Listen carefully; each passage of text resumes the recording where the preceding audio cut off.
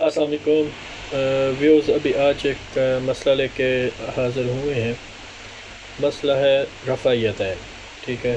رفع یدین، رفع کہتے ہیں چھوڑنا، یدین ہاتھوں کو، ٹھیک ہے۔ رفع یدین ہم جو نماز کے دوران ہم لوگ ایک تکبیر کہتے ہوئے اللہ اکبر کہتے ہیں، کانوں کو ہاتھ لگا کے چھوڑتے ہیں، تو یہ رفع یدین ہے، ٹھیک ہے۔ یہ ایک دفعہ تو سارے ہی کرتے ہیں، لیکن اہل تشریح حضرات اور باقی کچھ ہمارے دوست احباب کرتے ہیں، زیادہ دفعہ کرتے ہیں، تو اس کے لیے کافی بحث ہوتی رہتی ہے کہ رفع یدین یہ اتنی دفعہ کرنے چاہیے یا نہیں کرنے چاہیے۔ کچھ علماء کہتے ہیں کریں، کچھ کہتے ہیں نہ کریں، اور اس کے ہمیں کوئی حل نظر نہیں آتا، تو کافی بحث کئی دفعہ لمبی ہو جاتی ہے کہ نماز آپ کی نہیں ہوئی، کچھ کہتے ہیں ہوئی ہے وہ۔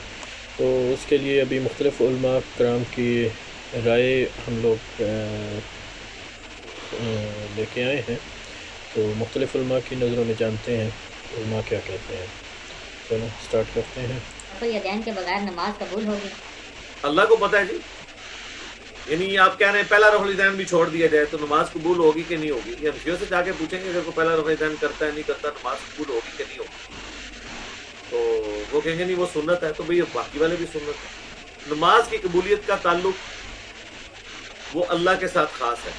ہم جنرل یہ بتائیں گے کہ اس کی نماز رسول اللہ والی نماز نہیں ہے، بس۔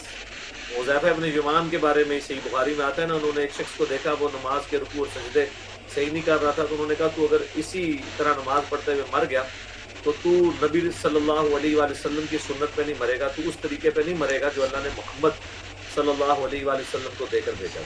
تو میں بھی وہی جواب دوں گا کہ جو بغیر رفع الیدین کے نماز پڑھتا ہے، رکوع میں جاتے وقت رکوع سے اٹھتے وقت رفع الیدین نہیں کرتا، وہ اس طریقے پہ نماز پڑھتا ہوا نہیں مرے گا جو اللہ تعالیٰ نے نبی اسلام کو دیا اور بخاری مسلم کے ذریعے صحیح حدیث کے ذریعے ہم تک پہنچا۔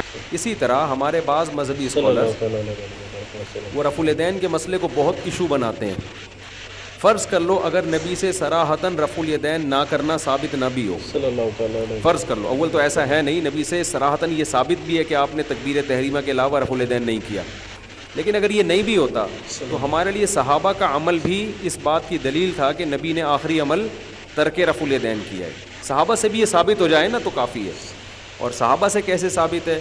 امام بخاری کے شاگرد ہیں امام ترمذی، جب رفع الیدین کرنے کا تذکرہ آتا ہے وہ کہتے ہیں وَبِهِ يَقُولُ بَعْضُ أَهْلِ الْعِلْمِ مِنْ أَصْحَابِ النَّبِيِّ صلی اللہ علیہ وسلم، یہی بعض صحابہ کا قول ہے رفع الیدین کرنا۔ جہاں نہ کرنے کا تذکرہ آیا نا کہ تکبیر تحریمہ میں کرنا ہے، اس کے علاوہ کہیں نہیں کرنا، یہ والی جب حدیث لے کر آئے تو اس کے نیچے لکھا امام ترمذی نے وَبِهِ يَقُولُ غَيْرُ وَاحِدٍ مِّنْ أَهْلِ الْعِلْمِ مِنْ أَصْحَابِ النَّبِيِّ صلی اللہ علیہ وسلم، یہی اصحاب علم میں بہت سارے صحابہ کا قول ہے، بہت سارے صحابہ کا مذہب ہے۔ یہ سمجھتے ہیں کہ نہیں سمجھتے؟ اور بخاری یہ جو صرف یہ جو ہے نا کہتے ہیں حنفی لوگ رفع الیدین نہیں کرتے، ایسا نہیں ہے۔ صحیح بخاری کے راویوں میں بہت بڑی تعداد ایسے راویوں کی ہے جو رفع الیدین کے قائل نہیں تھے، جن میں سفیان ثوری رحمۃ اللہ علیہ جو بہت بڑے حدیث کے امام ہیں۔ تو یہ جو آج کل الزامات لگائے جاتے ہیں نا ہمارے اوپر، یہ اندھے مقلد ہیں، یہ نئی نماز انہوں نے گھڑی ہے، یہ وہ لوگ ہیں جن کے پاس علم عمق اور گہرائی نہیں ہے۔ بس یہ چند میں نے جیسے بھی قضاء عمری پہ بات کی نا، چند ریفرنسز ان کو یاد ہو جاتے ہیں، وہ پوری امت پہ تھوپتے رہتے ہیں بیٹھ کے۔ تو رفع الیدین نہ کرنا یہ بڑا قوی مذہب ہے۔ مذہب کہتے ہیں ایک تو وہ مذہب ہوتا ہے نا جو اسلام مذہب ہے اور عیسائیت مذہب ہے، ایک مذہب یہ ہوتا ہے کہ جو فقہا کے اختلافات ہیں اس کو بھی مذہب سے تعبیر کیا جاتا ہے۔ تو نبی صلی اللہ علیہ وسلم سے ثابت ہے۔ امام حنیفہ نے اس کو ترجیح اس لیے دی ہے کہ ان کی رائے یہ کہ نبی کے آخری عمل یہ تھا کہ نہ کرنا، کیونکہ نبی صلی اللہ علیہ وسلم سے رفع الیدین کے بارے میں مختلف حدیثیں منقول ہیں۔ بعض حدیثوں میں آتا ہے نبی صلی اللہ علیہ وسلم نے رکوع میں جاتے ہوئے، رکوع سے اٹھتے ہوئے، 2 سجدوں کے درمیان، پھر تیسری رکعت میں اٹھتے ہوئے، ہر موقع پہ آپ نے رفع الیدین کیا ہے۔ اور بعض حدیث ترمذی کی صحیح حدیث ہے بالکل، جس میں آتا ہے کہ نبی صلی اللہ علیہ وسلم نے صرف تکبیر تحریمہ کے وقت کیا، باقی کسی وقت میں نہیں کیا۔ بعض حدیثوں میں آتا ہے رکوع میں جاتے ہوئے رفع الیدین کا تذکرہ ملتا ہے، رکوع سے اٹھتے ہوئے نہیں ملتا، بعض میں تیسری رکعت سے اٹھتے ہوئے نہیں ملتا۔ تو اس سے امام صاحب نے استدلال کیا ہے، حنفیہ کا استدلال ہے کہ رفع الیدین کے معاملے میں نبی کا ایک عمل نہیں تھا، یا تو قلت سے کثرت کی طرف، پہلے بالکل نہیں تھا, آہستہ آہستہ آپ نے تعداد بڑھائی ہے, یہاں تک کہ 2 سجدوں کے درمیان میں بھی کیا آپ نے. صحیح حدیث ہے سنن نسائی کی. یا کثرت سے قلت کی طرف ہوا ہے, پہلے ہر موقع پہ ہوتا تھا, آہستہ آہستہ آپ نے اس کو ترک کیا. تو یہ دوسری رائے امام حنیفہ کے نزدیک راجح ہے. یہی وجہ ہے کہ 2 سجدوں کے درمیان رفع الیدین کا کوئی بھی قائل نہیں ہے, اس کو منسوخ سمجھتے ہیں. تو ہم کہتے ہیں جیسے آپ اس کو منسوخ سمجھ رہے ہو نا, تو ہم باقیوں کو منسوخ سمجھ رہے ہیں.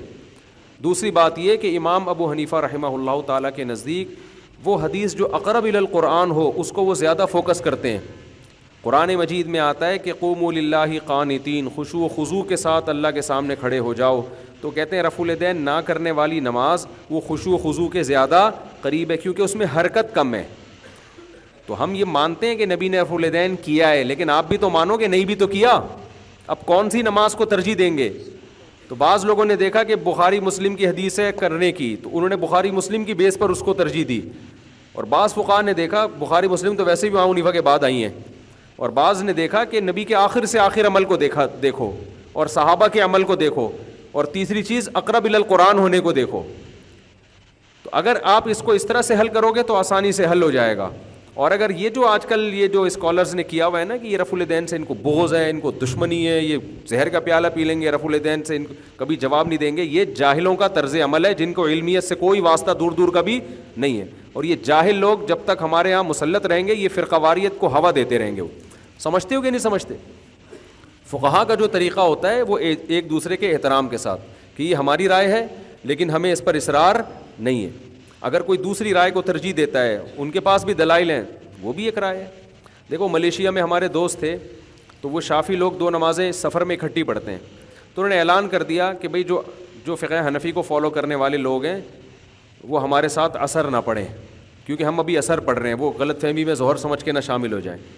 کوئی مناظرے کا چیلنج نہیں دیا انہوں نے. بھئی ٹھیک ہے, وہ بھی ایک رائے ہے, اگر آپ یہ سمجھتے ہو مضبوط رائے ہے تو آپ اس پر عمل کریں, ہم اس پر عمل کرتے ہیں. یہ صدیوں سے طریقہ چلا آ رہا ہے. اگر ملیشیا میں کوئی یہاں کا فتنہ ہوتا نا, جو یہاں کے ٹچے آج کل نئے نئے آ رہے ہیں فتنے, تو وہاں مناظرے کی مجلس قائم کر دیتا. تو حنفی لوگ نہیں پڑھتے, وہ کہتے ہیں ہم اپنے ٹائم پہ پڑھیں گے. ہمارے ہاں جو حدیث میں آتا ہے 2 نمازیں اکٹھی, تو اس کی صورت یہ نہیں ہے کہ ظہر کے وقت میں, بلکہ وہ جو میں نے کئی بار اس پر میں بیان کر چکا ہوں. تو وہاں مناظرے کے چیلنج شروع کر دیتا, اور ہم پھر قواریت کو نہیں مانتے, ہم قرآن حدیث کو. ابے تو قرآن حدیث کو تو مانتا ہے, لیکن قرآن حدیث کی یہ تشریح تو اپنی طرف سے کر رہا ہے نا. اگر آپ کہتے ہو اس تشریح پر حدیث ہے, تو ان کے پاس بھی تو حدیث ہے اس تشریح پر جو وہ کر رہے ہیں. تو آپ یہ کیا, آپ کی حدیث تو حدیث ہے, دوسرے والے کی حدیث ہی نہیں ہے. یہ جاہل لوگ ہیں جو یوٹیوب پہ مسلط ہو گئے ہمارے اوپر, اور پھر قواریت کو کیا کر رہے ہیں, آگ دے رہے ہیں. اور لیبل ہر آدمی نے بڑا اچھا لگایا ہوا ہے کہ میں پھر قواریت ختم کر رہا ہوں. ابھی ایک نیا فتویٰ آ گیا کہ ناخن پالش لگاؤ تو بھی وضو ہو جاتا ہے, مسح کر لو. وہ ایک نئے اسکالرز ہیں, وہ نئی نئی چیزیں مارکیٹ میں لاتے رہتے ہیں. وہ کہتے ہیں کہ جیسے موزوں پہ مسح کرنا جائز ہے تو اس پہ بھی مسح کرنا جائز ہے, نیل پالش لگی تو اس پہ مسح کر لو. تو ہر آدمی ایک, اس لیے ہم بار بار کہتے ہیں جو فقہ مدون ہو چکا ہے نا صدیوں سے, اسی کو فالو کرو. یہ نئی نئی چیزیں قرآن و سنت کے نام پہ ہی تمہیں الو بنائیں گے. ظاہر ہے انہیں تورات انجیل تھوڑی پیش کرنی ہے تمہارے سامنے. جب بھی کوئی نیا فرقہ لے کر آؤ گے, لیبل آپ کو اچھا ہی لگانا پڑے گا. اور یہ سمجھ لو منکرین حدیث نے حدیث کا انکار کیا, انہوں نے لیبل انکار حدیث کا نہیں لگایا, لیبل لگایا ہم قرآن کو مانتے ہیں. لیبل کتنا اچھا لگایا نا. تو اصل بات یہ تھی قرآن کو بھی نہیں مانتے. تو آج جو لیبل قرآن و سنت کا لگا کے فرقواریت, ہر آدمی کی بات نہیں کر رہا میں کہ کوئی بھی قرآن و سنت کا لیبل لگائے, کچھ صحیح بھی ہوتے ہیں, لیکن بہت سے لوگ فرقواریت پھیلا رہے ہیں. قرآن و سنت کی وہ تشریح جو ان کی کھوپڑی میں آ رہی ہے وہ مسلط کر رہے ہیں, اور اس تشریح پہ لیبل کس کا لگاتے ہیں, قرآن و سنت کا. اور پھر فرقواریت پھیلاتے ہیں, وہ کم نہیں کرتے. تو لیبل پہ مت جاؤ. میرا بھائی گزارش یہ ہے کہ اب لڑائی جھگڑے کا تو ہمارے پاس کوئی حل نہیں ہے. رفع یدین کرنے کی حدیثیں بھی موجود ہیں اور نہ کرنے کی بھی حدیثیں موجود ہیں. اور یہ محدثین کا قاعدہ ہے کہ جو حدیث بعد میں لکھیں گے اشارہ ہوتا ہے کہ پہلا حکم ختم ہو گیا. تو امام ترمذی نے جہاں رفع یدین کا باب باندھا ہے اس کے فوراً بعد باب باندھا ہے رفع یدین نہ کرنے کا, اور حضرت حدیث پیش کی ہے عبداللہ بن مسعود کی. تو اس کا مطلب یہی ہوا کہ وہ پہلے باب, آپ دنیا کی کسی حدیث میں ہمیں دکھا دیں کہ رفع یدین نہ کرنے کا باب پہلے ہو اور کرنے کا بعد میں ہو. جب نہ کرنے والا بعد میں ہوئی آخری بات ہے. اب جیسے حضور پہلے مسجد اقصیٰ کی طرف نماز پڑھتے تھے لیکن بعد میں حکم آ گیا کہ کعبہ آپ کا یہ ہے تو پہلا حکم ختم ہو گیا. رفع یدین کے بارے میں پوچھا ہے کہ کیا حکم شرع ہے. رفع یدین کے مطلب ویسے رفع یدین دونوں ہاتھوں کو اٹھانا، تو یہ صرف ہمارے فقہ حنفی میں جب تکبیر تحریمہ ہوتی ہے پہلے جو تکبیر لگاتے ہیں اس میں کانوں تک ہاتھ اٹھاتے ہیں، یا دعائے قنوت پڑھنے کے لیے تکبیر لگائی جاتی ہے، یا جو مطلب عیدین کی نمازیں ہیں اس میں تکبیریں ہوتی ہیں تو رفع یدین کرتے ہیں.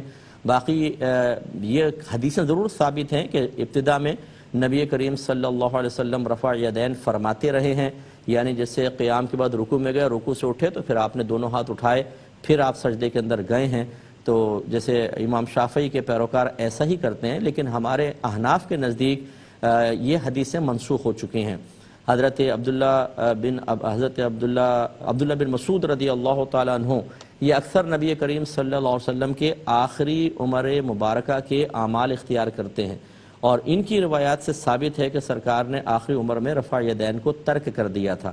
اور امام اعظم ابو حنیفہ رضی اللہ تعالی عنہ فقہی معاملے میں عبداللہ بن مسعود رضی اللہ تعالیٰ عنہ کی حدیثوں پر عامل ہے، لہٰذا ہم رفع یدین نہیں کریں گے. لیکن اگر کوئی کرتا ہے رفع یدین تو ٹھیک ہے، آپ اس پہ طنز نہ کریں، وہ اپنی دلیل سے کر رہا ہے. لیکن مسئلہ یہ جو نہیں کر رہا اس کو برا بھلا کہنا.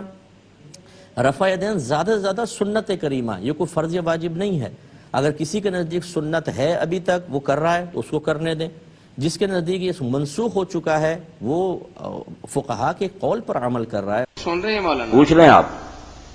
جی کتاب ایک ساتھی نے مینوں دتی ہے، ਉਹਦੇ ਵਿੱਚ ਉਹਨਾਂ ਨੇ ਲਿਖਿਆ ਜੀ ਕਿ ਇਹ ਜਿਹੜਾ ਰਫਾ ਯਦੈਨ ਦਾ ਮਸਲਾ ਨਾ ਜੀ ਅਲੱਗ ਬੜੀ ਵਾਜ਼ਿਹ ਹਦੀਸ ਆਉਂਦੀ ਹੈ کہ یہ اللہ دے نبی نے منع کیتا. مثلا لکھا کہ حضرت جابر بن سمرہ سے روایت ہے کہ جناب رسول اللہ صلی اللہ علیہ وسلم ہمارے پاس نماز پڑھنے کی حالت میں تشریف لائے، ہم رفع یدین کر رہے تھے تو بڑی ناراضگی سے فرمایا کہ تم کو نماز میں شریر گھوڑوں کی دم کی طرح رفع یدین کرتے کیوں دیکھتا ہوں، نماز میں ساکن اور مطمئن رہو. تو یہ حدیث کے نیچے جو عربی میں لکھی ہوئی نا اس کے نیچے لکھا ہے کہ یہ صحیح مسلم سے لیا، ابو داؤد سے، نسائی سے، صحابہ ہے، مسند احمد ہے. مسند احمد تاوی صاحب ٹھیک ہے، حدیث ہمیں یاد ہے، کوئی بھولی ہوئی نہیں، مگر یہ لوگ ظلم کرتے ہیں، بہت ظلم کرتے ہیں، اور ان کے اپنے علماء بھی انہیں روکتے رہتے ہیں کہ اللہ کا خوف کرو، یہ رفع یدین جو ہے نا چل رہا امت میں، اس کے بارے میں یہ حدیث نہیں، تم کیوں ظلم کرتے ہو. اس دور میں بہت بڑے حنفی عالم ہیں دیوبندی حضرات میں سے، وہ جسٹس بھی رہے ہیں، جسٹس تقی عثمانی، انہوں نے آپ اپنے جو عمالی ترمذی کی شرح نوٹ کروائی، اس میں خود کہا کہ حیا کرو، اللہ سے ڈر جاؤ. یہ سنت جو رفع یدین ہے امام کر رہے ہیں، شافعی اور احمد اور سارے اہل حدیث، کس نے اس کو کہا کہ یہ گھوڑوں کی دمیں اور یہ جھوٹ بولتے. اسی طرح یہ مدرسہ جامعہ اشرفیہ لاہور، اس کے شیخ تھے مولانا محمد عزیز کاملی رحمۃ اللہ علیہ، ان کی مشکات کی شرح تاریخ کسبی، اس میں بھی لکھتے ہیں کہ جس میں رائی برابر ایمان ہوگا وہ اس بحث میں اس کو نہیں پیش کرے گا. حضور اپنی سنت کو میرے بھائی گھوڑوں کی دم میں کہہ سکتے تھے، اگر روکنا بھی ہوتا تو کہتے میں نے بھائی بتایا تھا، اب اس کو چھوڑ دو. اچھا انداز تھا. کتنی چیزیں ایسی آپ نے کہا تھا قبریں نہ دیکھا کرو، بعد میں کہا میں نے منع کیا تھا، اجازت دیتا. قربانی کے بارے میں کہا تھا 3 دن کے سے زیادہ گوشت نہ کو، پھر کہا میں اب اجازت دیتا. رفع یدین روکنا ہوتا، چلا تو حضور کے کہنے سے تھا نا، یہ سارے مانتے ہیں. تو آپ کہتے میں نے سکھایا تھا، اب چھوڑ دو. جب آپ نے کہا گھوڑوں کی طرح دمے کیوں لاتے، وہ کہہ نہیں سکتے تھے کہ یہ گھوڑوں کی طرح دمے لا رہا، تو آپ نے سکھایا. اگر یہ گھوڑوں کی دمے تو آپ نے تو بتایا تھا. بہت بےہودگی کرتے ہیں کہ غیر متعلقہ روایت کو اس بحث میں لاتے ہیں، اور اتنا بھی شرم اور حیا ان میں نہیں کہ جانتے ہیں کہ امت کے بہت امام اور صحابہ کرتے رہے، کچھ نہیں بھی کرتے رہے. یہ تو کسی نے نہیں کہا. مولانا روشا کہتے ہیں یہ بے حیا جو کہتے ہیں منسوخ ہو گیا، ان کے پاس ایک حرف بھی نہیں ہے. ہم صرف اتنا کہتے ہیں کہ اگر چھوڑ بھی دے تو نماز ہو جاتی. منسوخ ہونے کا کہاں ذکر ہے کہ آپ نے بند کر لیا. اور یہی مولانا عبداللہ لکھنوی رحمۃ اللہ علیہ نے تاریخ المسجد میں لکھا کہ جنہوں نے ہم میں سے یہ شرارت کی ہے نا اینی وغیرہ نے کہ یہ منسوخ جھوٹے، ایک حرف بھی حدیث کی کتابوں میں موجود نہیں. یہی معرف و سنن میں اس دور میں مولانا یوسف بنداری صاحب نے لکھا بھئی آپ صرف سوئی کے ناکے برابر. وہ بھی میں کہتا ہوں کہ اب ابن مسعود رضی اللہ عنہ کی روایت صحیح اگر نہ کرے تو گنجائش ہے، ورنہ بہت علماء تو کہتے ہیں کہ وہ روایت بھی صحیح نہیں، آپ نے چھوڑا ہی نہیں کبھی. سوئی کے ناکے کے برابر گنجائش ہے نہ کرنے. آپ الٹا حملہ کرتے ہیں. 22 صحابہ کرام سے حدیثیں ہیں، بعد میں بھی ابن عمر کسی کو دیکھتے کہ نہیں کر رہا، کنکریاں اٹھا کر اس کو مارتے، غضب کر رہے ہیں کہ اس کو گھوڑوں کی دمیں کہہ رہے ہیں. باقی یہ رفع یدین کیا تھا، اس کے بارے میں علماء نے لکھا بہت، مگر میں دو باتیں کہہ دیتا ہوں جو اہل حدیث حضرات بھی نہیں بیان کرتے، حالانکہ کرنی تھی۔ ایک تو یہ ہے کہ یہ وہ رفع یدین تھا جو لوگ اتحیات کے خاتمہ پر کرتے، جب وہ کہتے ہیں نا السلام علیکم ورحمۃ اللہ، ساتھ ہی دائیں طرف ہاتھ اٹھا کر بھی اشارہ کرتے، جیسے دور سے سلام کرتے ہیں لوگ کرتے، بائیں طرف کا ادھر بھی۔ یہ صحیح مسلم میں ساتھ ہی ہے، یہی جابر بن سمرہ، آپ نے فرمایا اس کی کوئی ضرورت نہیں، کیوں اس طرح کرتے ہو، ہاتھ رانوں پر رہنے دو، صرف منہ سے سلام کرو۔ ایک تو یہ غلط رفع یدین تھا جو لوگوں نے آپ ہی نکالا تھا، حضور نے نہیں کہا۔ اور دوسرا جو ہے وہ مصنف عبدالرزاق میں ملے گا، جو نماز میں آپ نے دیکھا کہ آپ نکلے دیکھا، وہ کیا تھا، نماز میں ہاتھ اٹھا کر دعائیں کر رہے تھے، آسمان کی میں دے دوں گا حدیثیں، ہاتھ اٹھائے ہوئے تھے۔ آپ نے کہا، کس نے کہا، نماز میں سکون سے کھڑے کو، اور درمیان میں ہاتھ لوگوں نے اٹھائے ہوئے ہیں، وہ بھی انہوں نے اپنی مرضی سے شروع کر لیا تھا کہ دعا کر رہے ہیں ہاتھ اٹھا لے، حضور نے نہیں سکھایا۔ یہ دو چیزیں تھیں، سلام کے وقت اور نماز میں اپنی خوشی سے ہی ہاتھ اٹھا کر دعا کرنا، ان دونوں کو کہا میں فوٹو اسٹیٹ کرا دوں۔ یہ جو سنت رفع یدین ہے رکوع کے وقت، یہ اس کا مطلب یہ صحیح نہیں ہے نہ، یہ بات غلط ہے، یہ سنت ہے، اس کو نہ غلط کہیں۔ یہ تو اکثریت ائمہ کی جو ہے اولیاء کی، خود شیخ عبد القادر جیلانی رحمۃ اللہ علیہ غنیہ میں لکھتے ہیں کہ سنت ہے، کیا کر رہے ہیں، نہ اولیاء کو مانتے ہیں نہ ائمہ کو، ظلم کر۔ جی چلیے، بہت شکریہ بھائی آپ کے کال کرنے۔ وہ تو مولانا صاحب میں نے بھی ان سے بات کی تھی، یہ حدیث صحیح ہے تو ماننے میں تو نہیں آتا، اگر یہ صحیح ہے تو جو بخاری شریف کی اتنی حدیثیں آتے ہیں رفع جانے کو، وہ کس کھاتے میں پڑیں گے؟ اور صاحب سے صاف بات یہ بھائی کہ آپ اپنی سنت کو اگر روکنا بھی چاہتے تو کیا دیتے، بس آج کے بعد نہ کرو۔ یہ کہنا کہ گھوڑوں کی طرح دمیں ہلاتے ہیں، یہ تو پتا چلا کوئی اور ہی فضول حرکت تھی جو لوگوں نے اپنے طور سے شروع کی تھی، آپ نے ایسا کہا، ورنہ آپ کی سنت جو تھی اس کو آپ گھوڑوں کی دموں ہلانا سے نہیں کہہ سکتے۔ یہ انداز ہی بتاتا ہے کہ وہ یہ نہیں تھا رفع یدین جو سنت سے ثابت۔ بہت شکریہ جی مولانا۔ یہ سعودیہ عمرہ کرنے وہاں سے واپس آئے، پہلے نماز بھی نہیں پڑھتے تھے تو انہوں نے ماشاء اللہ نمازیں پڑھی اور مجھے کہتے ہیں میں رفع یدین کے ساتھ نماز پڑھتا ہوں۔ تو دوسرے بندے جو پہلے انہیں کچھ نہیں کہتے تھے کہنے لگ پڑے یار رفع یدین تو بت لوگ رکھتے تھے پہلے بغلوں میں، تب ہوتی تھی، اب تو منسوخ ہو چکی ہے۔ میں نے پوچھا جی یہ بت رکھتے تھے جب اٹھاتے تھے سجدے میں جانے وقت تو خود بخود بت گر جاتے ہیں، رفع یدین کرنے کی کیا ضرورت ہے؟ اور دوسرا بت کسی کے دوسرے کے پاؤں پہ لگتا تھا، چوٹ نہیں لگتی تھی، یہاں یہ گر کے ٹوٹ نہیں جاتا تھا، تو پھر سجدے سے اٹھتے پھر بت رکھتے تھے، پھر رفع یدین کیا، مطلب یہ کیا کھیل ہے ان لوگوں کا؟ رفع یدین کے حوالے سے ایک کہاوت بنائی ہوئی ہے نا کہ اللہ کے نبی صلی اللہ علیہ وسلم نے اس لیے رفع یدین کیا تھا یا اس کا حکم دیا تھا کہ لوگ اپنی بغلوں کے اندر بت رکھتے تھے تاکہ وہ بت رکھنے سے باز آ جائیں، تو اس حوالے سے آپ کیا فرماتے ہیں؟ اللہ تعالیٰ ان لوگوں کو جس لائق ہیں وہ سزا دے کہ اتنا بڑا جھوٹ بولا جس سے بڑا جھوٹ اس کائنات میں کوئی نہیں ہے، اور یہ شرم بھی نہ کی کہ اگر رفع یدین نسخہ ہے صرف بت گرانے کا، پہلے تو بے ایمان لوگ اگر ایسے تھے نعوذ باللہ، کہاں تھے مدینہ منافقین جو تھے وہ تو دوسروں سے زیادہ ظاہر میں مسلمان بن کے رہتے تھے کہ ہمارا پور نہ کھل جائے، وہ بت لے کر آ گئے ننگے ہو جائیں، کیسے جھوٹے ہیں یہ لوگ۔ اور پھر یہ نہیں سوچتے کہ اگر اسی لیے تھا تو پہلا رفع یدین جب کرایا تو بت گر گیا، اللہ اللہ خیر سڑا، پھر رکوع میں جانے کے وقت انہوں نے پھر اٹھا لیے تھے، رہنے دیتے پہلے سے۔ اور اب بھی یہ پہلی مرتبہ سارے کرتے ہیں، پوچھے کہ یہ پہلی مرتبہ جو سارا بکرا بک گیا پوچھ رہتی ہے یہ کیوں رفع یدین، اب آپ کی بغلوں میں بت ہے، اور ظالموں کو شرم کرو، اگر یہ اسی وجہ سے جس طرح باقی ختم ہو گئے آپ کے خیال میں، پہلا بھی چھوڑو، دنیا میں ایسی امت موجود ہے کہتے نہیں اس پر اجماع، اور کیا اجماع، چلو مسکو زمان میں سارے قاضی اور سلطان اور علماء جو ہیں ایک مرتبہ بھی نہیں کرتے، وضو کر کے آتے ہیں سیدھے کھڑے ہوئے اللہ اکبر، کوئی ہاتھ نہیں اٹھائے گا، ان کے ساتھ شامل ہو جا بازیوں کے، اور کرنا ہے تو سارے کرو، ایک حرف نہیں دنیا میں کہ رفع یدین آپ نے منسوخ کر دیا۔ بھائی یہ ترک بھی جو ہے نا کہ اگر کوئی چھوڑ دے نماز ہو جاتی، یہ بھی سوراخ میں سے ہاتھی گزارنے والی بات ہے۔ یہاں پہ تھوڑا سا سٹاپ کروں گا ویڈیو کو کہ جو یہ بندہ ریفرنس دے رہا ہے کہ یہ رفع یدین جو ہے وہ بتوں لوگ بغل میں بت لگ کے آ جاتے تھے منافقین جو تھے تو ان بتوں کو گرانے کے لیے، میں نے بہت دفعہ یہ کوٹ کی ہے یہ بات، کیونکہ میں نے سنا تھا بہت عرصہ پہلے، یہ بات میں نے بھی سنی ہوئی تھی اور میں ایسی بات کو کوٹ کرتا تھا اور میں بھی یہی سمجھتا تھا، تو اللہ پاک سے معافی مانگتا ہوں، توبہ کرتا ہوں کہ یہ غلط حدیث جو ہے یہ کہ غلط حدیث تو خیر نہیں ہے، لیکن یعنی کہ یہ غلط بات جو ہے وہ میں نے بھی پھیلائی ہے، مطلب میں نے بھی مختلف جگہوں پہ کوٹ کی ہے یہ بات کہ رفع یدین جو ہیں وہ اس وجہ سے کیے جاتے تھے۔ بہرحال جس نے بھی یہ بات کی ہے غلط بات ہے، تو اللہ تعالیٰ سے توبہ کرنی چاہیے۔ میں بھی اللہ تعالیٰ سے توبہ کرتا ہوں کہ یہ بات میں نے غلط کی جو کہ نہیں کرنی چاہیے تھی۔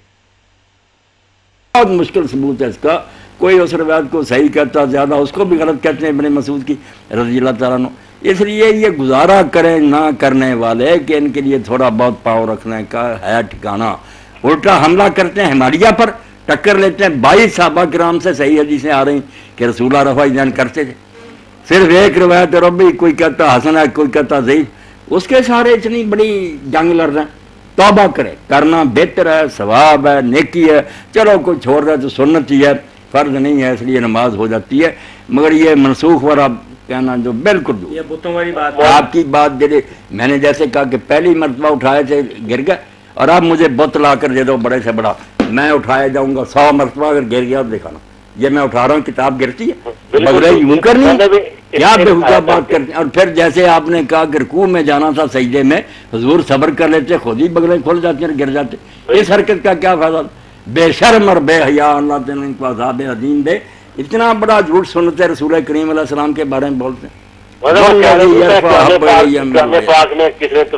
جو رفع یدین کرتا ہے، شاہ صاحب فرماتے ہیں ولی اللہ کے گناہ کرنے والے سے مجھے زیادہ پیارا ہے، لأن حدیث رفع اکثر واسبت، کیونکہ رفع یدین کی حدیثیں گنتی میں بھی زیادہ ہیں اور طاقت میں بھی کمی ہے، صحیح حدیثیں صرف جو نہیں کرتا چلو ہم فرض واقع نہیں سمجھے، گنجائش ہے۔ عبداللہ بن عمر رفع یدین کرتے تھے، عبداللہ بن مسعود نہیں کرتے تھے۔ حضرت معاویہ رضی اللہ عنہ 1 وتر پڑھتے تھے، عبداللہ بن عباس 3 وتر پڑھتے تھے۔ یہ سب صحابہ کے کام ہیں۔ آپ نے کبھی اونچی آمین بھی کہی ہے، کبھی آہستہ آمین بھی کہی ہے، تو ہم اس پر آپس میں نفرتوں کا شکار نہ ہوں۔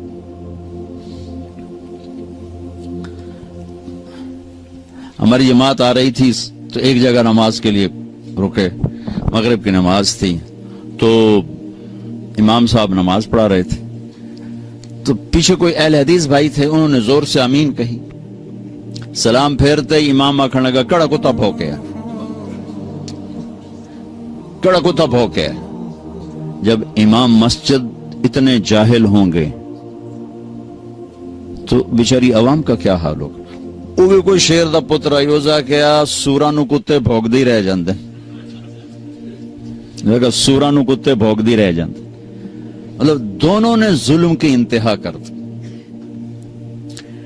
میرے نبی نے اونچی آمین بھی کی ہے، آہستہ آمین بھی کی، رفع یدین کیا بھی ہے، چھوڑا بھی ہے۔ اللہ نے اپنے نبی کی سنتوں کو پوری امتوں میں تقسیم کر دی۔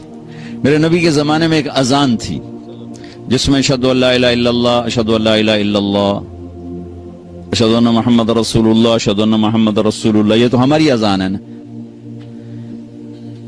ابو محذورہ اللہ کے نبی کی موجودگی میں ایک اذان دیتے تھے، اشہدو ان لا الہ الا اللہ، اشہدو ان لا الہ الا اللہ، اشہدو ان محمد رسول اللہ، اشہدو ان محمد رسول اللہ، اشہدو ان لا الہ الا اللہ، اشہدو ان لا الہ الا اللہ، اشہدو ان محمد رسول اللہ، اشہدو ان محمد رسول اللہ، 4 دفعہ کہتے تھے۔ مکے میں اذان ہوتی تھی، تو میں یہ بات کہا کرتا تھا کہ اللہ اپنے نبی کی ہر سنت کو زندہ رکھے ہوئے ہے، جس کام کو آپ نے زندگی میں 1 دفعہ کیا اور چھوڑ دیا وہ بھی کہیں نہ کہیں زندہ ہے۔ تو یہ اذان مجھے کہیں نہیں نظر آئی، نہ کہیں سنی، خیال آتا تھا یار اے اذان کدی نہیں سنی۔ ابھی میں جب موریتانیہ گیا، موریتانیہ، تو وہاں میں نے اذان سنی تو یہ اذان تھی 4 دفعہ۔ تو چونکہ فجر کا وقت تھا تو کبھی کبھی حرم شریف میں بھی تہجد کی نماز میں یہ اذان ہوتی ہے۔ میں نے سمجھا شاید یہ وہی تہجد والا قصہ ہے، لیکن جب ظہر کی اذان بھی ویسی ہوئی، عصر کی بھی ہوئی، مغرب کی بھی، پھر میں نے پوچھا، میں کہ یار اے تھوڑی اذان کیویں ایویں ہی ہے سارا سال ہے؟ انہوں نے کہا ہم یہی اذان دیتے ہیں۔ میں نے کہا واہ میرے مالک، آج میری بات پر تو نے مہر لگا دی کہ میں یہ کہا کرتا تھا کہ اللہ نے اپنے نبی کی ہر ادا کو زندہ رکھنا ہے، کوئی کہیں پر زندہ ہے، کوئی کہیں پر زندہ ہے، کوئی کہیں پر زندہ ہے، کوئی کہیں پر زندہ ہے۔ تو بھائیو امت بن کے رہو، مسلمان بن کے رہو، آپس میں نفرتوں کا شکار نہ ہو۔ امت میں اختلاف تو صحابہ کے دور سے ہے، نبی کے دور سے ہے، بخاری شریف کی روایت ہے، آپ نے ایک لشکر بھیجا یہودیوں کا علاقے پر حملہ کرنے، بنو قریظہ، فرمایا کہ من کان یؤمن باللہ والیوم الاخر فلا یصلین العصر الا فی بنی قریظہ، کہ جو اللہ اور آخرت پر ایمان رکھتا ہے وہ عصر کی نماز بنو قریظہ کے علاقے میں جا کے پڑھے، اور نماز کا وقت پہلے ہی داخل ہو چکا تھا اور ان کو روانہ کیا۔ بنو قریظہ رہتے تھے قباء سے آگے، یہ مسجد قباء ہے نا، اس سے بھی آگے رہتے تھے، ان کے ابھی کھنڈرات وہاں ہیں۔ نماز کا وقت تنگ ہو گیا تو صحابہ نے تو وہ لشکر میں سے بعض وہ بھائی نماز پڑھو، نماز قضا ہو رہی، دوسروں نے کہا بھائی اللہ کے نبی نے کہا تھا بنو قریظہ میں پڑھنی، انہوں نے کہا اس کا مطلب یہ نہیں تھا کہ قضا کر دو، اس کا مطلب تھا جلدی پہنچو۔ دوسروں نے کہا بھائی ہمیں یہ نہیں پتا، جو کہا ہے ویسے کریں گے۔ انہوں نے کہا بھئی ہم نماز نہیں چھوڑ سکتے۔ تو صحابہ دو جماعتوں میں تقسیم ہو گئے، ایک نے وہاں کھڑے ہو کے عصر پڑھی، ایک نے آگے جا کے قضا پڑھی۔ اگلے دن اللہ کے نبی تشریف لے گئے۔ اب دیکھیں دو بالکل اپوزٹ سمت ہیں، یا یہ غلط ہے یا یہ غلط، یا ٹھیک ہے یا یہ ٹھیک ہے۔ تو دونوں نے اپنا معاملہ پیش کیا، اب خاموش رہے۔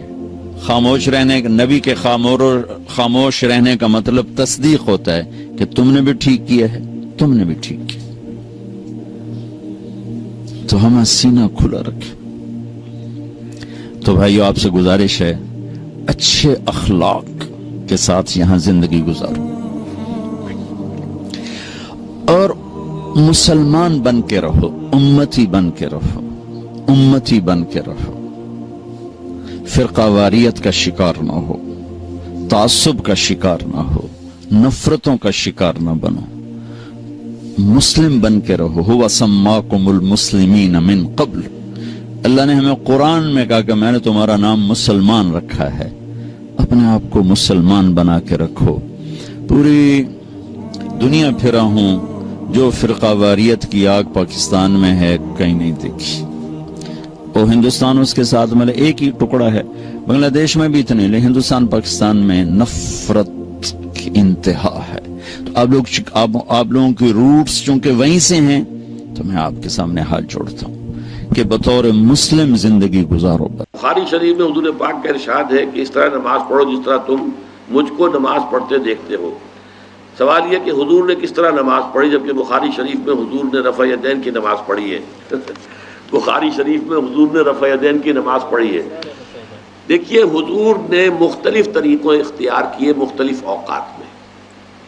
اب صحابہ کا طرز عمل یہ ہوتا تھا کہ مثلا ایک روایت آتی ہے کہ ایک صحابی حضور سے ملنے آئے، کوئی بدوی تھے، دیہات کے آدمی تھے، انہوں نے حضور کو دیکھا کہ آپ کا گریبان کھلا ہوا تھا، آپ نے بٹن لگائے ہوئے نہیں تھے۔ پھر انہوں نے ساری عمر اپنے گریبان کے بٹن نہیں لگائے کہ میں نے محمد کو اس طرح دیکھا ہے صلی اللہ علیہ وسلم۔ اب یہ ان کا جذبہ ہے، ان کی نیکی ہے، اتباع کا جذبہ ہے۔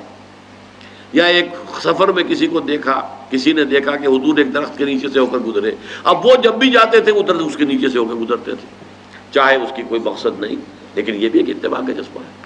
تو اس میں یہ ہے کہ نماز کی بعض چیزیں ایسی ہیں کہ جن میں معلوم ہوتا ہے کہ حضور کچھ اس میں رد و بدل کرتے رہے۔ کبھی آپ نے ہاتھ بالکل کھلے چھوڑ کر بھی نماز پڑھی ہے، کبھی آپ نے ہاتھ نیچے باندھے ہیں، کبھی اوپر باندھے ہیں۔ اسی طریقے سے رفع یدین کبھی ایسا بھی ہوا ہے کہ آپ نے وہ کی ہے جیسے کہ اہل حدیث حضرات کرتے ہیں، اور جیسے کہ یہ شیعہ کرتے ہیں وہ اس سے بھی زیادہ کرتے ہیں رفع یدین۔ اہل حدیث سے آگے ہیں، وہ بہت آگے ہیں رفع یدین کے اندر۔ اور ایک رائے یہ ہے کہ حضور نے آخری زمانے میں آ کر سارے رفع یدین چھوڑ دیے تھے سوائے یہی جو تکبیر تحریمہ کے وقت ہے۔ اب یہ روایات، اب یہ بحث ہو جائے گی علمی، کس روایت کا کیا مقام ہے، کس کی کیا حیثیت ہے۔ بخاری شریف میں جو روایت ہے وہ یہی ہے رفع یدین کی، جو آپ صحیح کہہ رہے ہیں، لیکن یہ کہ بخاری شریف واحد کتاب تو نہیں ہے حدیث کی، مصنف عبد الرزاق ایک کتاب ہے، اور اسی طریقے سے اور اس میں یہ کہ امام مالک کے پیروکار، حالانکہ امام مالک مدینے کے دارالہجرہ کے امام ہیں، وہ رفع یدین نہیں کرتے، امام شافعی کے کرتے ہیں، امام مالک کے نہیں کرتے، امام ابو حنیفہ کے نہیں کرتے۔ تو ان چیزوں میں بہت زیادہ پریشان ہونے کی ضرورت نہیں ہے۔ اصل جو معجزہ ہے حضور کا اور اسلام کا وہ یہ ہے کہ 1400 برس گزر گئے لیکن نماز کے ضمن میں اتنا اختلاف نہیں ہے کہ تمام مسلمان باجماعت نماز نہ پڑھ سکیں. دیکھیے رفع یدین کرنے میں جماعت ٹوٹی نہیں، آپ نے کیا یا نہیں کیا، جماعت کی فارمیشن برقرار رہی. فرض کیجئے کوئی شخص یہ سمجھتا کہ پہلے سجدہ ہے پھر رکوع ہے، تو اب یہ دو آدمی ساتھ نماز نہیں پڑھ سکتے، جن میں سے ایک کے نزدیک پہلے رکوع ہے پھر سجدہ ہے، دوسرا یہ سمجھتا ہے کہ نہیں پہلے سجدہ ہے پھر رکوع ہے. نہیں ہو سکتی، ان کی جماعت اب جمع نہیں ہو سکتی. یا کسی کا یہ خیال ہو کہ جیسے ہر رکعت میں رکوع ہے کہ سجدہ بھی ایک ہے، وہ ایک سجدہ کر کے کھڑا ہو جائے. اب ظاہر بات ہے دوسرا شخص جس کے نزدیک دو سجدے ہیں وہ ایک اور سجدہ کرے گا، فارمیشن ٹوٹ گئی، اب وہ ساتھ نماز نہیں پڑھ سکتے. 1400 برس بیت گئے، مشرق بعید سے مغرب بعید، پوری دنیا، آج تو کوئی کونا ہے ہی نہیں جہاں مسلمان نہ ہو. لیکن جو سالڈ مسلمان جو ہیں وہ تو آپ سمجھیے کہ انڈونیشیا سے لے کر موریتانیہ تک تو مسلمانوں کی کتنی بڑی تعداد. لیکن کہیں ایسا نہیں ہے کہ آپ کی فارمیشن ٹوٹتی ہو. کوئی ایسا مسلک نہیں ہے جس میں یہ خیال ہو کہ مغرب کی رکعت میں 2 ہیں جیسے فجر کی ہے، نہیں، وہی 3 رکعتیں ہیں. کوئی ایسا مسلک نہیں جس میں یہ معلوم ہو کہ فجر کی رکعتیں 3 ہیں 2 نہیں ہے، کوئی نہیں. عصر کی 2 ہیں یا 4 6 ہیں، کوئی نہیں. وہی رکعتیں، وہی رکعت کی ترتیب، پہلے کھڑے ہونا ہے پھر رکوع ہے پھر کھڑے ہونا پھر سجدے میں جانا پھر بیٹھنا پھر سجدہ پھر کھڑے ہونا. فارمیشن نہیں ٹوٹتی، شیعہ ہو سنی ہو اور اس میں حنفی ہوں مالکی ہوں شافعی ہوں حنبلی ہوں زیدی ہوں ظاہریہ ہوں، کوئی بھی ہو، کسے باشد، تمام مسلمان مل کر جماعت سے نماز ادا کریں گے اور ان کی جماعت ٹوٹتی نہیں. یہ ہے جس کو ہمیں سمجھنا چاہیے. یہ کیوں ہے؟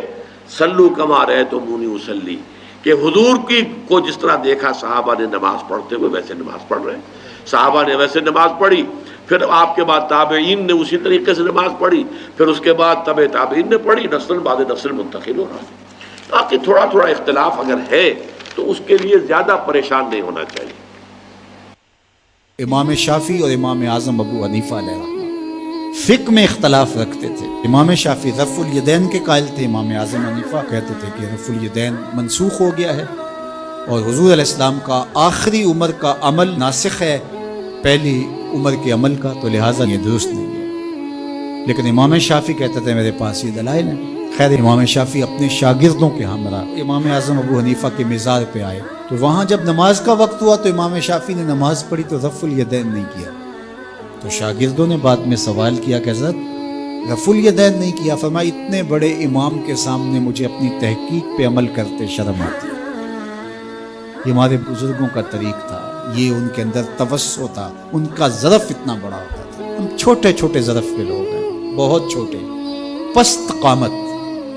لہٰذا ہمیں بس تفریق کی بدکاری ہی کرنی ہے. ہم سمجھتے ہیں شاید اس سے ہم اپنے قد کو بڑھا سکیں.